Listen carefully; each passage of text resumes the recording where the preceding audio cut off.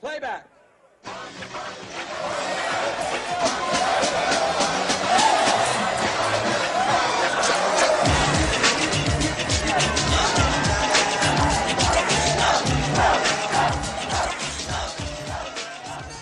Talk a little bit about what we know about conflict resolution.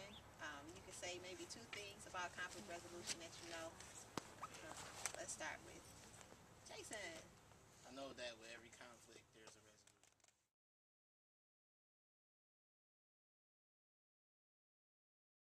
That you have to want to resolve the problem, because some people are very willing to overstep that step and just resolve it personally, but not for everybody.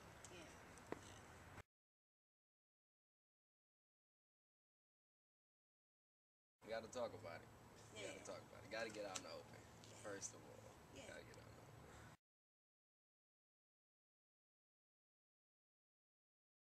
To resolve a situation calmly and peacefully, you have to talk it out with your not opponent, but the person you're having the situation with, and see where things went wrong, see what you could do about it.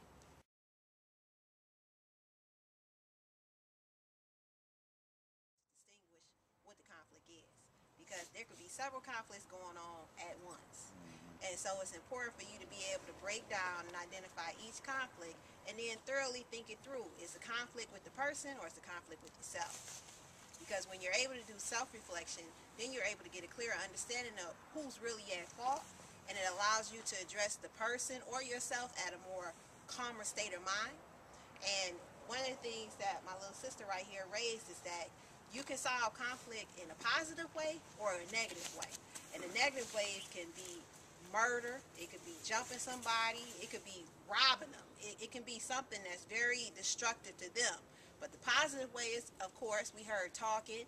Also, what Mariah said in regards to seeking counsel, going to someone that's older than you or even somebody your same age group, but you know that they have wise advice, and just hearing their standpoint on it to help you get more clarity on which way you should go. Because most of the times when conflict arises, some people are so quick to react to where you regret what you did. But when you're actually using the resolution component to the conflict, it allows you to take a step back as opposed to your reactive response. You follow what I'm saying?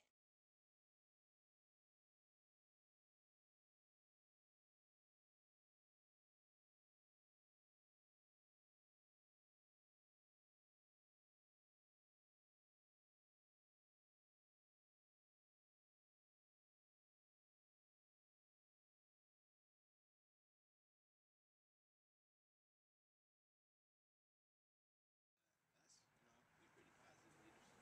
I lead without knowing. We have influence over people whether we know it or not. So we are leaders. You know it. Get out. Jason?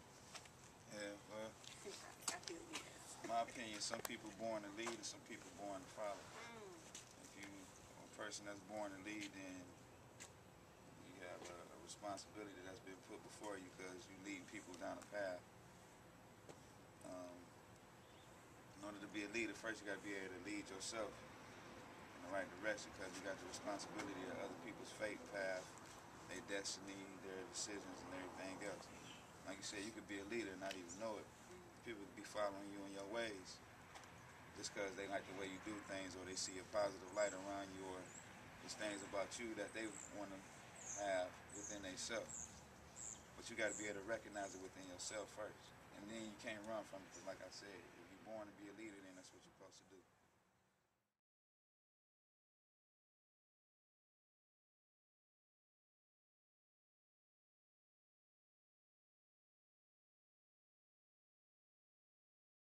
We are here today for the power. We are here today to bring peace. Yes. To say no to gangs. Yes. To make our streets safer. Yes. To make us feel safe. And not Yes. to bring people back into the city. Yes. Not only to the city, but also to the state. Yes. We are here to bring peace. Yes. Love. Yes. Unity. Yes. And everything else positive to the city of Detroit. Yes. And there you go. Stand up, stand up.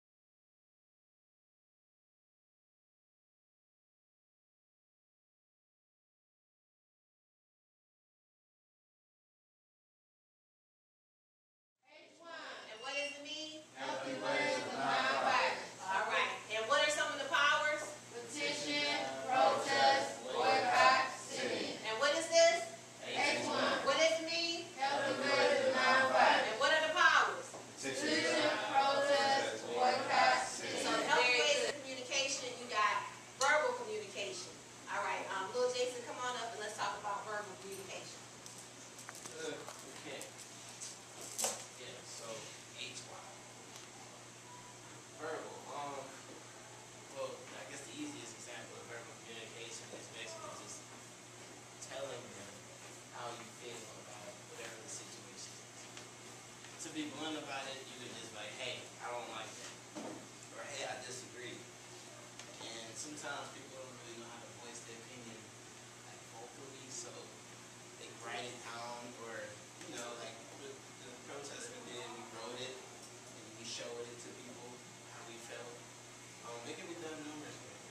Writing, texting is relevant now. I mean, come on, it's 2020. Yeah, we already said talking. That covers most of it.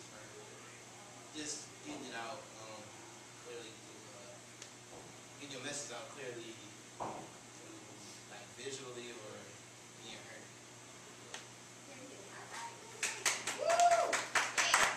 So, the next form of a healthy way of communication is non-verbal. Now, how many of you have ever played the game charades before? That's a non-verbal communication game. So, what we're going to do is I'm going to bring somebody up, and I'm going to whisper in their ear something, and they have to act it out. And you have to guess what it is, or who it is. So, the individual to come up is Grandmother Clark. Come on, Grandmother Clark.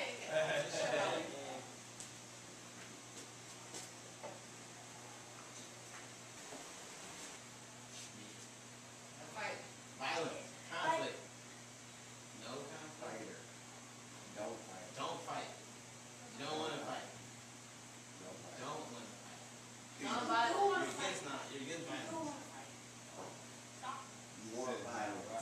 You want to fight. So, You don't want to. Healthy ways. Willie B. Downs. you're saying I don't want to fight you. Non-violence. Peace. Peace and Non-violence. non-violence. Put it together. Peace, not violence. Peace and love. Not Peace and Who non-violence. could it be? Jesus. Jesus. the judge, bystander. She said it. There you go. Say it again. Martin Luther King. Yeah! Woo! Long. Jesus. Teacher cross. Sing. Rapper. Singing. Singer. Rapper. Artist. Preacher. Music artist. Winnie Houston. Michael Performer. Jackson. Dancing. Groovy. Look at the dance she's doing.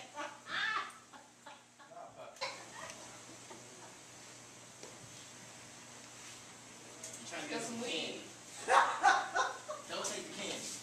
Drugs. No violence. No drugs. Don't sell drugs in the community. No drugs. Selling drugs at school.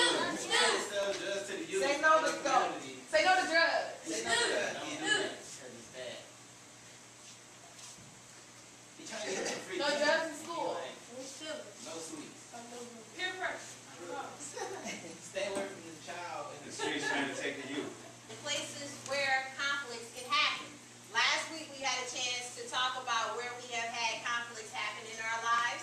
And Dewan said the basketball court. I think Marcel said the football field. And then we had between siblings, sisters and brothers, your cousins, family. Then you had peer pressure, where somebody dares you to go up and say something bad to somebody or hit somebody just to start conflict. And then you have conflict happens at home, school, work, or the playground. So we have some examples, but I want you to give me some examples. Mama Asha, tell me where a conflict can happen. At the store. At the store, very good. Grandmother Clark, tell me where a conflict can happen. With the neighbor. Neighbor, very good. Papa Lane, tell me where a conflict can happen. School. Right.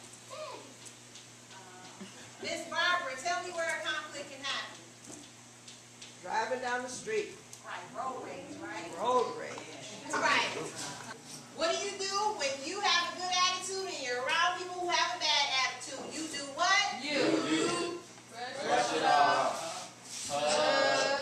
Inner peace. Positive encouragement and advice. Be happy and keep it moving. That's what's up. Hi, what's your name? I'm Destiny. Destiny, how long you been a part of this program? This year is my first year dancing with Miss Divine, and this is the first year of the Walk Home program, so it's my first year.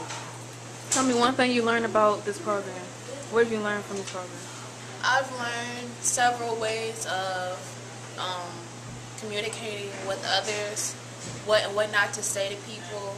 I've learned leadership skills. I've learned how to solve certain situations without using violence. I've learned how to speak out and use my voice and express myself. So that's what I learned. Hi, what's your name? I'm Jason. I go by JR around here. Okay. How long you been a part of this program? I've been a part of the program for the whole 2 weeks. It's been a pretty good experience, you know. Short, it was short, but I'm pretty sure it's gonna continue it in the future. What was your role in this program? My role was to help teach the youth about healthy ways of communication. You know, non-verbal, verbal, because you know where we live at in Detroit, there's a lot of that all the time. So this is like very necessary for the people to find out about, learn about. So I was just here trying to get my part to raise them the right way. Okay, one more thing. What is one thing that you learned being in this program? One thing I learned is that if we just reach out to the people, it really can make a difference. Like, I was really skeptical. Like, I figured people wouldn't listen. You know? Like, everybody was too fixed on what they believe. But if you just show some type of, you just show like that you're trying, people will like respect that. Like with the kids we had here, they really took to it pretty well. So. All right, thank you, Jason. No problem.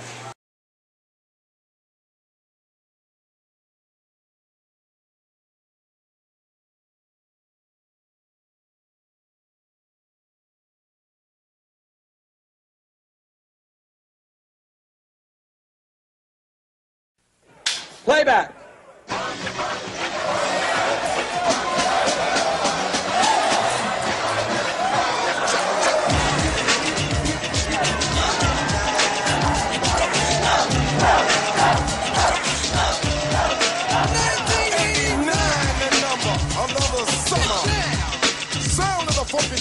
Music hit your heart, cause I know you got soul. Hey, listen if you're missing, y'all.